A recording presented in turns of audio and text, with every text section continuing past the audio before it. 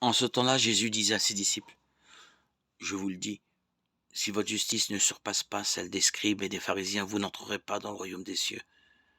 Vous avez appris qu'il a été dit aux anciens: Tu ne commettras pas de meurtre, et si quelqu'un commet un meurtre, il devra passer en jugement. Eh bien moi, je vous dis, tout homme qui se met en colère contre son frère devra passer en jugement. Si quelqu'un insulte son frère, il devra passer devant le tribunal. Si quelqu'un le traite de fou, il sera passible de la géhenne de feu. Donc, lorsque tu vas présenter ton offrande à l'autel, si là tu te souviens que ton frère a quelque chose contre toi, laisse ton offrande là, devant l'autel. Va d'abord te réconcilier avec ton frère et ensuite viens présenter ton offrande.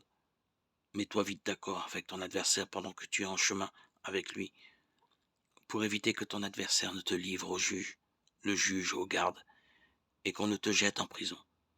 Amen.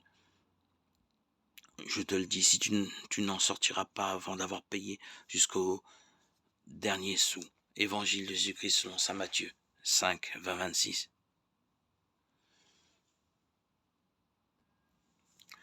Jésus est sévère avec la colère contre mon frère. En effet, cette énergie et l'énergie que je possède n'est pas faite pour être dirigée contre mon prochain. La colère m'a été donnée pour m'opposer à tout ce qui, en moi, fait obstacle à l'avancement du royaume. Je ne dois me fâcher que contre l'endurcissement de mon cœur et contre le démon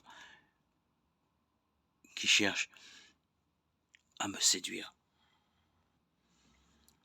Dieu, tu veux nous guérir, agis en nous par ton amour. Guéris nos colères, nos rancunes, nos rancœurs contre nos frères. Libère-nous de nos penchants mauvais. Oriente notre vie vers le bien,